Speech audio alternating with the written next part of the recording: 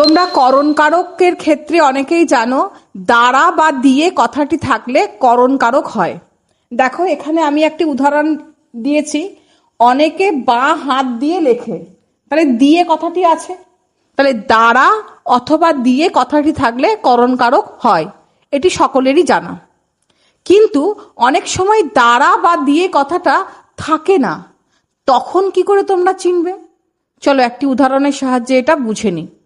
দেখো 1 নম্বর উদাহরণ আমি কি লিখেছি, কলমে কায়স্থ চিনি গোফেতে রাজপুত।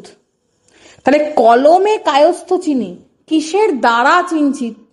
প্রশ্নটা হবে কিসের দ্বারা চিনছি? কলমের দ্বারা কায়স্থ চিনছি আর গোফের দ্বারা রাজপুত চিনছি। তাহলে এখানে দ্বারা বা দিয়ে কথাটা কোথাও কিন্তু নেই, কিন্তু দেখো প্রশ্ন করলে কিন্তু দ্বারা বা দিয়ে কথাটা এসে যাচ্ছে।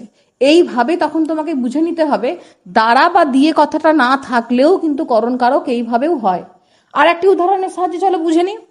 টাকায় সব মেলে বন্ধুত্ব মেলে না। টাকায় সব মেলে, কিসের দ্বারা মেলে? টাকার দ্বারা।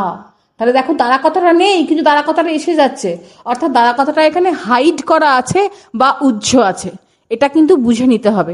তাহলে দুটোই কিন্তু করণকারক, দ্বারা বা দিয়ে নেই তা সত্ত্বেও কিন্তু করণকারক। আশা করি তোমরা